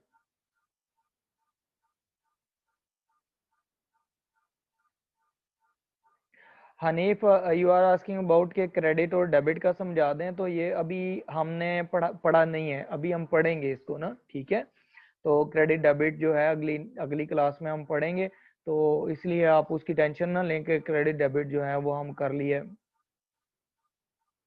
फिजा is saying the assets and liabilities में डिफरेंस बता दें। फिजा, जो एसेट्स होते हैं वो आपकी ओनरशिप होती है, आपके मलकियत होती है बिजनेस की। ठीक है, और जो लायबिलिटीज होती हैं वो बिजनेस ने पेमेंट करनी होती हैं, जो भी आपकी लायबिलिटीज ऑब्लिगेशंस होती हैं कि आपने फ्यूचर में पेमेंट करनी है। जैसे आप कोई फर्नीचर परचेज करके ले आते हैं और उसके अगेंस्ट अभी पेमेंट करनी है, फ्यूचर में करेंगे, दैट इज योर लायबिलिटी। ठीक है, सिमिलरली आपने बैंक से लोन वगैरह ले लिया, वो भी लायबिलिटी होती है। Usama Hashmi saying the land rent liability होती है। लैंड जो रेंट होता है, अगर आप वो एक्सपेंस होता है। ठीक है, वो एक्सपेंस होता है, लेकिन अगर आपने पेमेंट नहीं की हुई, टाइम गुजर चुका है, फॉर एग्जांपल पिछले साल की पेमेंट नहीं की, in that case that would be consider as a liability.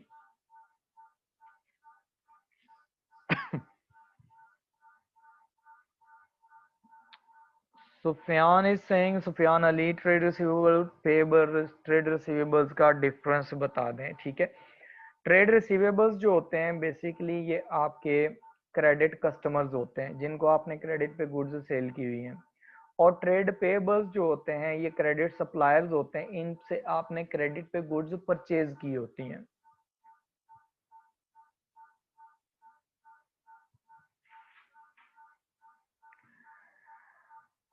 अच्छा, Mohammad Sami Singh, taxation owed by government. ठीक है, वो तो गवर्नमेंट की चीज है ना, अगर तो वो कंपनी ने अभी टैक्स पे करना है, फॉर एग्जांपल लास्ट ईयर का टैक्स कैलकुलेट हुआ, फॉर एग्जांपल वो था 50,000, स्टिल कंपनी ने नहीं पे किया, तो that will be the liability of the company. ठीक है, वो बिजनेस की लायबिलिटी होगी। बुक्स का मैंने आपको बता दिया है कि आप को ये स्टूडेंट रिसोर्स से मिल जाएंगी, या किसी भी जो ए लेवल्स ओ लेवल्स की जहाँ से बुक्स मिलती हैं वहाँ से आपको ये मिल जाएंगी। आपके एरिया में शॉप्स होंगी, वहाँ से ओ लेवल्स ए लेवल्स की बुक्स जहाँ से मिलेंगी वहाँ से ये मिल जाएंगी।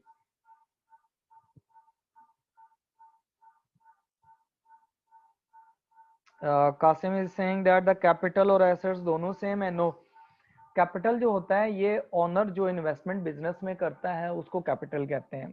तो एसेट्स जो होते हैं, जो चीजें बिजनेस की ओनरशिप होती हैं, उनको हम कहते हैं कि वो एसेट्स हैं। ये हम जर्नल एंट्रीज जब करेंगे उसमें आपकी ये सारी चीजें आहिस्ता आहिस्ता क्लियर हो जाएंगी। Awais Iftikhar sir, book name और राइटर नेम बता दें, वो मैंने बता दिया है आपके लिए। मैं इसको अवैस ये शो कर रहा हूँ, आप देख लें स्क्रीन पे, you can note it down. ये मैंने लिखा हुआ है कि आपने कौन सी बुक्स लेनी है, ठीक है। ये आप कर सकते हैं यहाँ से। देखें बुक मैंने बता दी है, एएस लेवल की अकाउंटिंग है, ठीक है। और इसमें बाय नुमान मलिक है, और ये आपने ये परचेज करनी है। और जो प्रैक्टिस के लिए है वो पेपर 1 है, P1 है, पेपर 1 P1, ठीक है। ये भी नुमान मलिक का, इसका आर्टिकल नंबर है 111। ये आपको मिल जाएंगी आपके एरिया में, जो भी ए लेवल्स की शॉप्स हैं वहां से आपको मिल जाएंगी।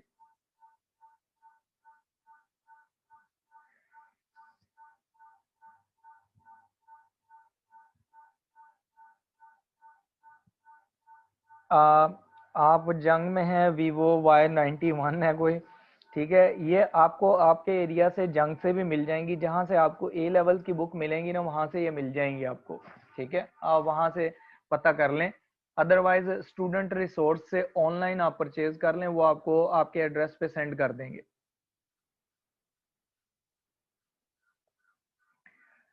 अच्छा जी, Zara Beg is saying that can you repeat the non-current liabilities? Yes, non-current liabilities are the liabilities which are expected to be paid after 1 year. जो भी liabilities जिसको आप समझते हैं कि आप एक साल बाद वो रिपीट आप पे होंगी, वो आपकी नॉन करंट लाइबिलिटीज कहलाती हैं, ठीक है।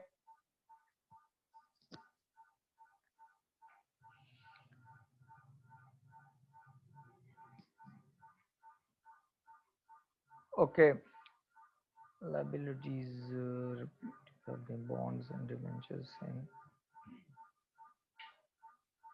बॉन्ड्स एंड डिबेंचर्स नॉर्मली तकरीबन आप कह लें कि सेम ही होते हैं। डिफरेंस जो होता है वो हम आगे जाके पढ़ेंगे थोड़े से हायर लेवल पे, ठीक है। इस टाइम पे आप कंसीडर कर लें कि वो सिमिलर ही होते हैं। हमाद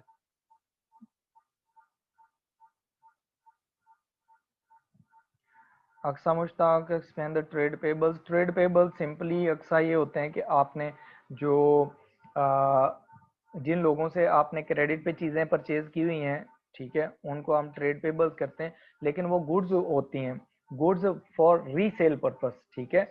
एक गुड्स होती है, एक चीज़ होती है कि आपने कोई चीज़ खरीदी है, जैसे आपने एक कार है, वो परमानेंट यूज़ के लिए आपने ले ली है, बिजनेस परमानेंट यूज़ के लिए, वो नॉन करंट एसेट होगा। लेकिन अगर आप क्या करते हैं कि आप गुड कार परचेज कर रहे हैं और आपकी इंटेंशन ये है कि विद इन अ ईयर आप उसको सेल करेंगे, आप उससे प्रॉफिट जनरेट करेंगे, तो वो ट्रेडिंग पर्पस के लिए होता है। Goods those are considered as goods for resale purpose. तो जब आप किसी से गुड्स परचेज करते हैं रीसेल पर्पस के लिए और परचेज क्रेडिट पे करते हैं, those are known as trade payables. Malik का भी यही क्वेश्चन है, कैपिटल है और लायबिलिटी सेम है, ओके।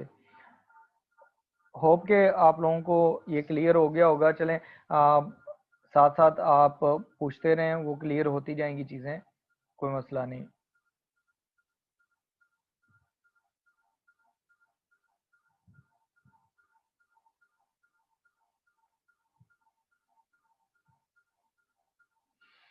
ओके जी, कैपिटल रिपीट करता हूँ। कैपिटल जो होता है आपके पास, जो हमारे पास जो कैपिटल है, एक स्टूडेंट है, he saying that repeat the capital. Capital is basically investment by the owner. Owner ने बिजनेस में जितना पैसा लगाया होता है, दैट इज कॉल्ड कैपिटल, ठीक है।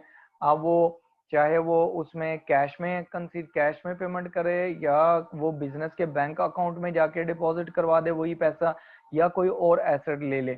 एनी अदर एसेट का मतलब ये है कि बिजनेस के लिए उसने कार परचेज कर ली, that is being used by the business, ठीक है। इसी तरह उसने ये भी हो सकता है कि उसने बिजनेस के लिए कोई ट्रक वगैरह परचेज कर लिया है, या बिजनेस के लिए कोई फर्नीचर परचेज कर लिया है, ठीक है, या कोई और चीज परचेज कर ली है बिजनेस के लिए, लेकिन बिजनेस को वो दे रहा है, that is known as a capital, ठीक है। वो जितनी भी वैल्यू का होगा वो हम वैल्यू उसकी कंसीडर कर लेते हैं, okay. Now the income, the fourth thing यहाँ पर ना हेडिंग है इनकम का। इनकम इज जैसे एक आम बंदा है तो उसकी इनकम क्या होगी, उसको वेजेस मिलेंगी जो वो अर्न करता है, या वो कोई कहीं टीचिंग वगैरह कर रहा है, वहां से उसको अर्निंग होगी, ठीक है, that is known as income. जैसे मैं यहाँ पर टीच कर रहा हूँ तो मुझे जो यहाँ से पे मिलेगी that will be my income, ठीक है। सिमिलरली मैं अगर अपने इंस्टीट्यूट में पढ़ा रहा हूँ, एक और जगह पे काम कर रहा हूँ, वहां से मुझे जो इनकम मिलेगी, जो भी सैलरी मिलेगी, that will be my income, ठीक है। इसी तरह बिजनेस जो होता है, बिजनेस ये जो मुझे इनकम मिल रही है ना, जो मुझे इनकम मिल रही है वो क्यों मिल रही है, because I am providing a service.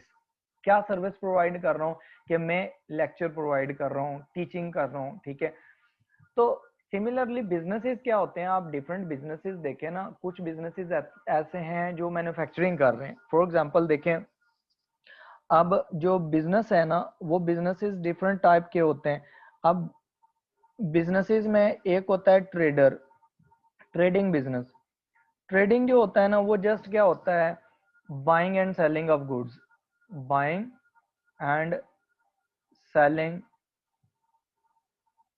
Of goods, this is known as trading.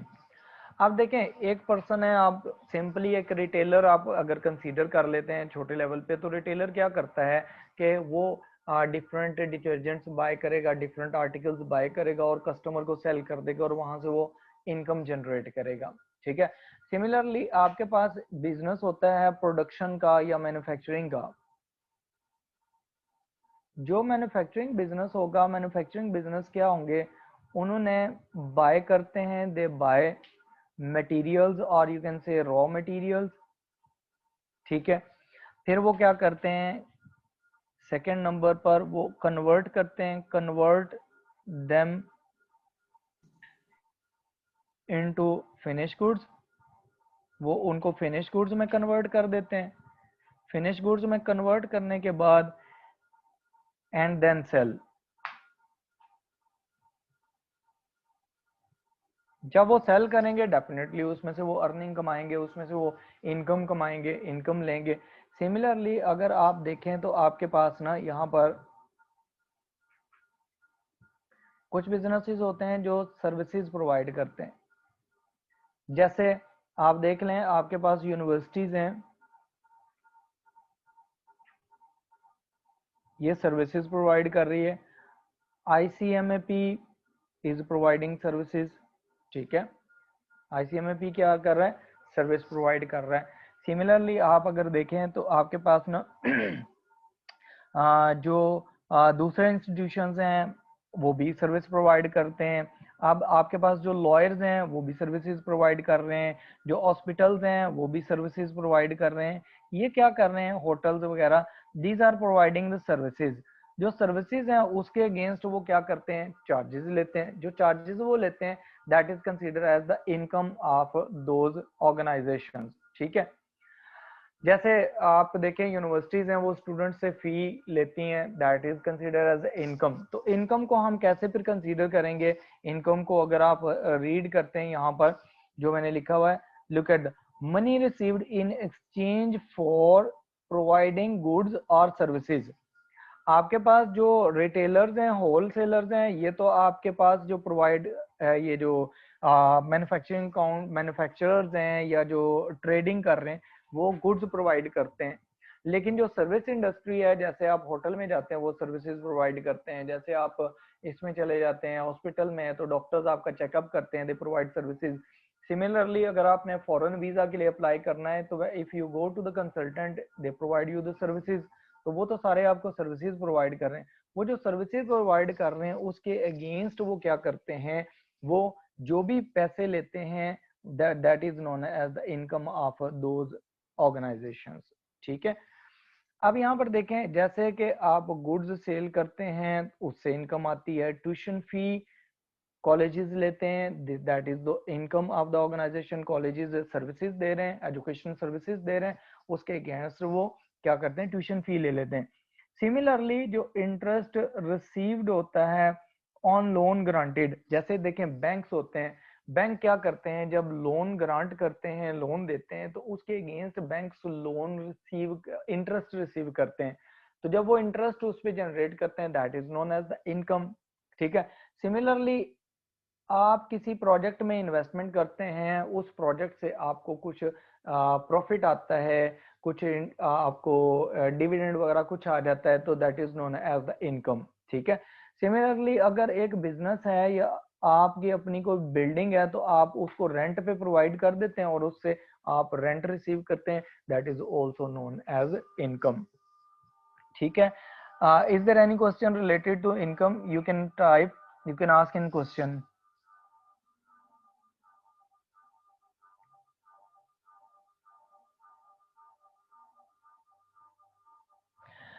हाँ जी उसैद, आप कह रहे हैं कि अपने पर्सनल अकाउंट से कुछ वो बिजनेस के लिए परचेज कर लेता है, तो वो बिजनेस के लिए तो इन्वेस्टमेंट हो जाएगी ना, वो कैपिटल ही होगा बिजनेस का। ठीक है।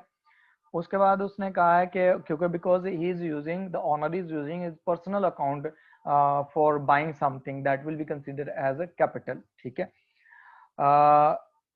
Aisha Ali Khan, drawings made by the owner are also included in capital? No, drawings जो होती हैं बेसिकली वो रिडक्शन होती है कैपिटल में, उसको हम ड्राइंग्स का ही नाम देते हैं। ठीक है।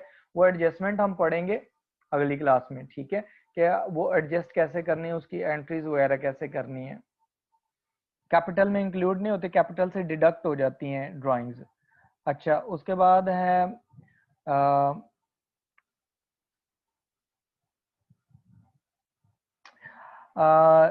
जन्नत Salim, she Singh that sir trade receivable और पेएबल की कंडीशंस सेम होंगी। कंडीशंस का सेम मतलब यही है कि कंडीशन लाजमी नहीं है कि अगर आपने पैसे किसी को सेल किए हैं गुड्स कस्टमर को क्रेडिट पे, तो आप उसे कहें कि 20 डेज में पेमेंट करनी है, तो आप परचेज करें तो वो भी आपको 20 डेज का क्रेडिट दे दे।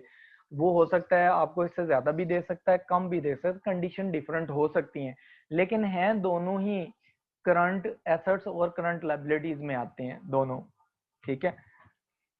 उसके बाद उसामा हाशमी, अगर हम साइड बिजनेस में इन्वेस्ट करें मींस टू से कि शेयर्स बाय करें तो शेयर्स एसेट्स होंगे। अच्छा देखें उसामा, अगर आप बिजनेस है ना उसामा हाशमी, अगर आप किसी एक बिजनेस है आपका और आपका बिजनेस के थ्रू किसी और बिजनेस में इन्वेस्टमेंट करते हैं, तो वो आपके एसेट्स ही कहलाते हैं। वो जो इन्वेस्टमेंट होगी आपकी किसी और बिजनेस में, that is considered as an asset. ठीक है। अच्छा उसके बाद कौन है मोहसन अली, एसेट्स हमने कंसीडर कर लिए। एसेट्स जो होते हैं ना, वो हमारे पास ये है कि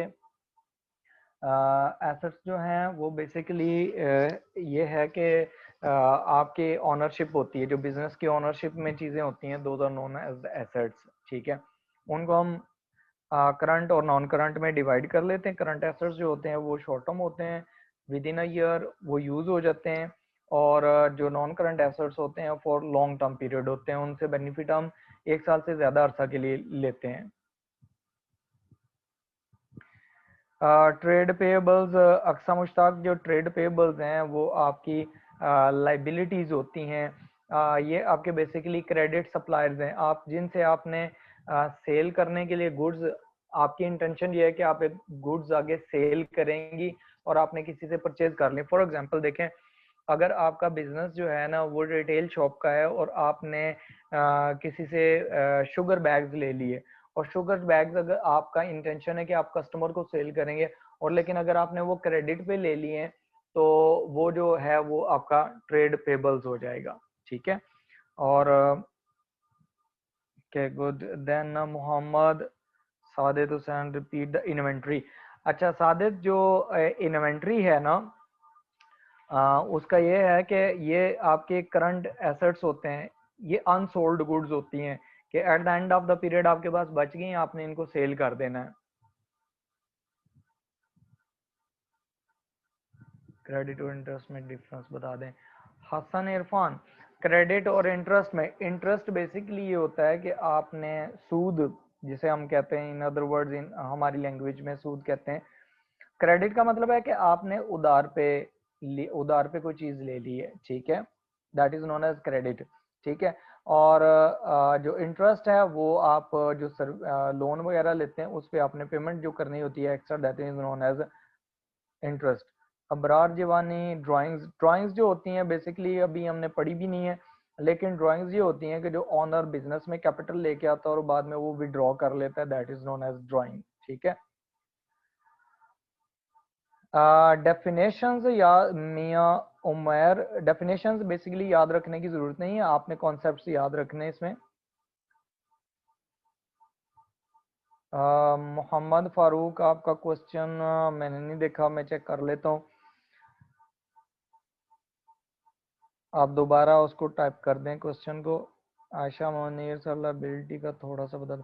अच्छा, लाइबिलिटीज बेसिकली आयशा मुनीर ये होती हैं कि आपने जो क्रेडिट पे चीज़ें ले ली हैं, या आपने बैंक से लोन ले लिया, या बैंक से आपने एक्स्ट्रा पैसे निकलवा लिए हैं, those are known as liabilities. ठीक है। या आपने किसी से क्रेडिट पे कोई काम करवा लिया, अभी पेमेंट नहीं की, that is known as a liability. ठीक है। उसके बाद है आपका क्वेश्चन हो गया,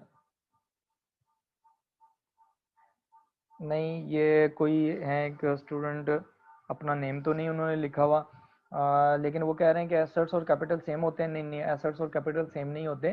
कैपिटल जो होती है इन्वेस्टमेंट बाय द ओनर्स होती हैं। ठीक है। और एसेट्स जो होते हैं वो goods owned by the business होते हैं। मोहम्मद यजदान, गुड्स का मतलब होता है कोई भी चीज़ आप जो रीसेल पर्पस के लिए परचेज करते हैं, आपका पर्पस ये होता है कि हम इसे सेल करेंगे और इससे पैसा कमाएंगे। Umar bin Imran says that the revenue income है sir, yes revenue is income. Manufacturing समझा दें सर हमाद। मैन्युफैक्चरिंग का मतलब ये, मैन्युफैक्चरर का मतलब ये होता है कि जो लोग चीज़ें परचेज करते हैं और फिर उनको डिफरेंट गुड में कन्वर्ट करते हैं ताकि वो कस्टमर को सेल कर सकें। ठीक है। Those are known, that is known as manufacturing. जैसे आप देखें, आप सिंपल पेपर परचेज करते हैं और फिर उसमें से उसकी बुक्स बना के सेल करते हैं, तो it means you are manufacturer. ठीक है।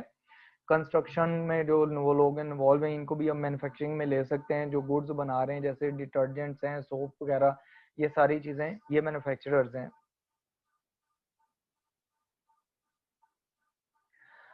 उमैर कह रहे हैं स्टॉक एक्सचेंज से आने वाली इनकम को भी बिजनेस इनकम कंसीडर करेंगे, लेकिन उसमें यह है कि अगर बिजनेस ने इन्वेस्टमेंट की हुई है और उस पर कोई प्रॉफिट आया तो वो कंसीडर होगी। ठीक है, income. Sufiyan is saying the profit difference between profit and income. तो प्रॉफिट और इनकम में डिफरेंस ये होता है कि इनकम जो होती है, जैसे आपने कोई चीज़ सेल कर दी, फॉर एग्जांपल आपने चीज़ सेल की 100 की और वो आपने परचेज की थी 80 की, तो डिफरेंस जो होगा 100 माइनस 80, डिफरेंस प्रॉफिट होगा। लेकिन जो आपकी जो इनकम है वो आप 100 लिखेंगे कि आपको कस्टमर से इनकम 100 हुई है, उसमें से आप कॉस्ट निकालेंगे, फिर आपके पास प्रॉफिट आएगा।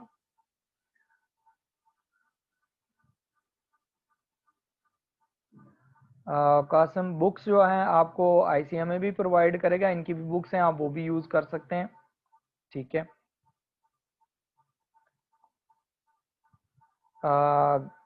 गैलेक्सी J5 हैं कोई, इन्होंने लिखा हुआ है कि सर इनकम कैपिटल अकाउंट में आती है।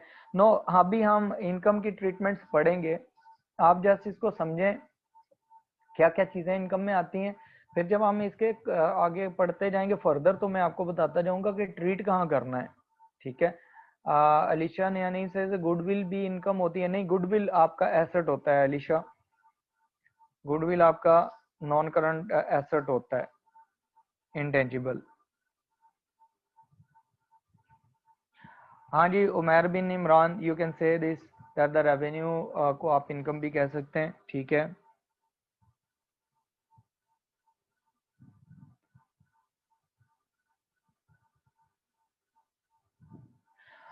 और वो पर्सनल लोन है, देखें सुफियान अली, आप कहते हैं बैंक एम्प्लॉय बैंक से जो लोन ले लेते हैं वो तो पर्सनल लोन हुआ ना, तो we are not going to do things related to the person.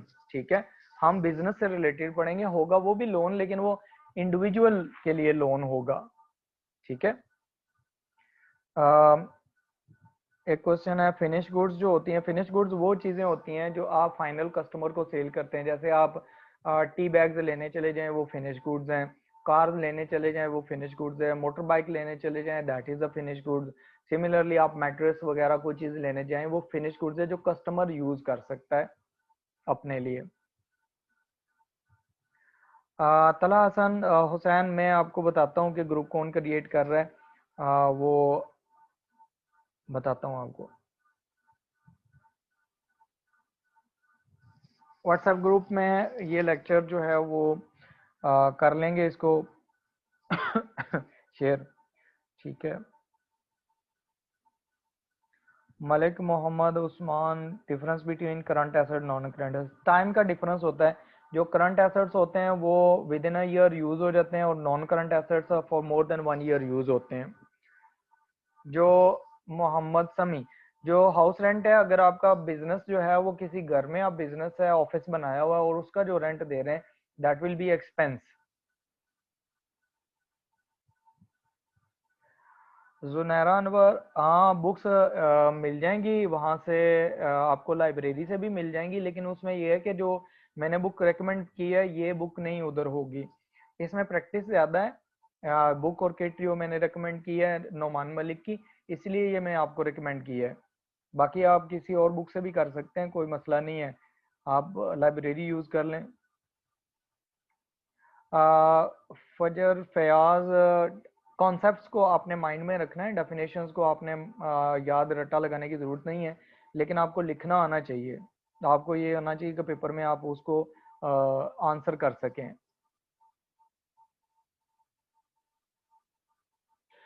Trade payable से नॉर्मली इंटरेस्ट नहीं लिया जाता, ठीक है मोहम्मद तला, नॉर्मली उनसे इंटरेस्ट नहीं लिया जाता, लेकिन अगर आप कंडीशन सेल करते हुए लगा देते हैं ना कि आपको अगर आप इतने दिन बाद फॉर एग्जांपल 30 डेज बाद अगर पेमेंट करेंगे तो फिर हम आपसे इंटरेस्ट चार्ज करेंगे, तो वो हो सकता है।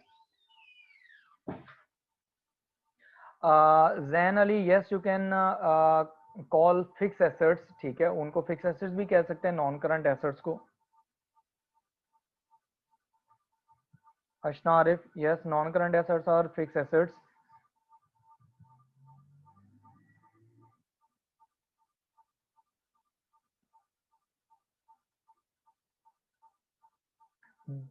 हाँ जी, उसामा हाशमी, जो आप किसी को लोन देते हैं वो आपका एसेट होता है, ठीक है, जो आपको किसी को प्रोवाइड करते हैं।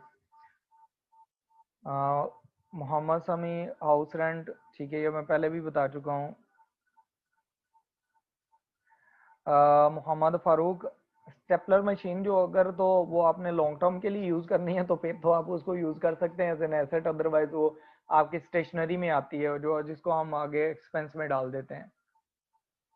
लोन ग्रांटेड, मियाँ उमर, लोन ग्रांटेड जो होता है ना वो आपका एसेट होता है जो आपने किसी को दिया होता है। अक्सा मुश्ताक, जो एडिशनल इन्वेस्टमेंट होती है उसका मतलब ये है कि owner initially for example 1 lakh invest करता है और बाद में बिजनेस को फिर ज़रूरत पड़ जाती है तो वो फिर 20,000 अगर एक्स्ट्रा देता है तो that is called additional investment.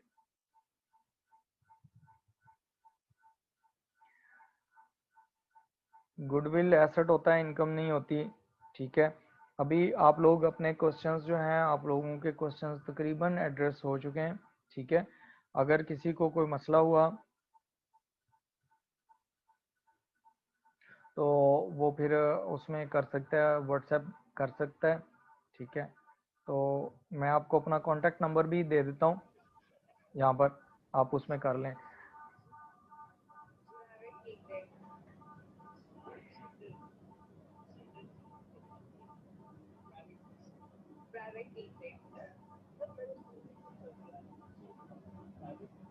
ठीक है, 7373, this is my contact number 0312430737 ठीक है। आपको अगर कोई प्रॉब्लम हो तो आप मुझसे पूछ सकते हैं, ठीक है, अगर वो बाकी आप उधर पूछ लें इस कॉन्टैक्ट नंबर पे, ओके। अच्छा, ओके, अभी आज की क्लास का टाइम जो है वो ख़त्म हो गया है, अब हम इंशाल्लाह नेक्स्ट करेंगे। यस सर 1 मिनट, मैं इनको ना जो लेक्चर का पूछ रहे हैं मैं उनको थोड़ा सा गाइड कर देता हूँ, जो जी लेक्चर जी पूछ रहे कर हैं दे, मैं उसको सर थोड़ा सा उनको शेयर करके उनको बता देता हूँ। Yes yes yes you can. ये स्टूडेंट आप आईसीएमपी वर्ल्ड पे अब लॉगिन होंगे, ठीक है। ये मैं दोबारा आपके सामने लॉगिन करवा के दिखा देता हूँ।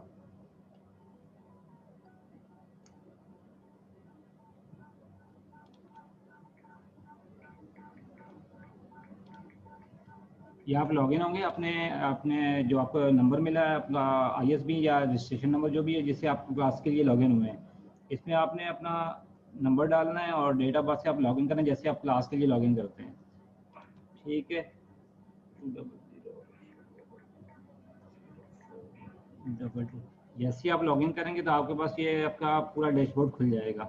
उसके ऊपर देखिएगा आपके पास सब्जेक्ट लिखा हुआ, आगे व्यू लिखा हुआ है।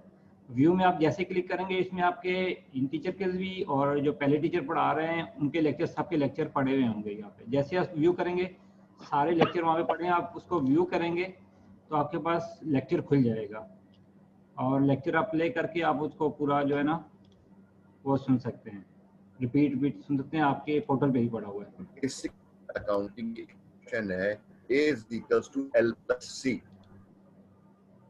ठीक है स्टूडेंट, ये आपके पोर्टल पे ही है और आपके पोर्टल पे जैसे डैशबोर्ड में जाते हैं तो आपके सामने सब्जेक्ट लिखे आ रहे हैं, रिकॉर्डेड लेक्चर लिखा आ रहा है और नीचे सब्जेक्ट लिखे आ रहे हैं। वहाँ पे व्यू में जाएंगे तो आपके सब सब्जेक्ट्स के आपको लेक्चर व्यू हो जाएंगे। ठीक है sir. Okay okay sir, thank you. Okay sir, अल्लाह हाफिज। ओके सर, अल्लाह हाफिज, टेक केयर।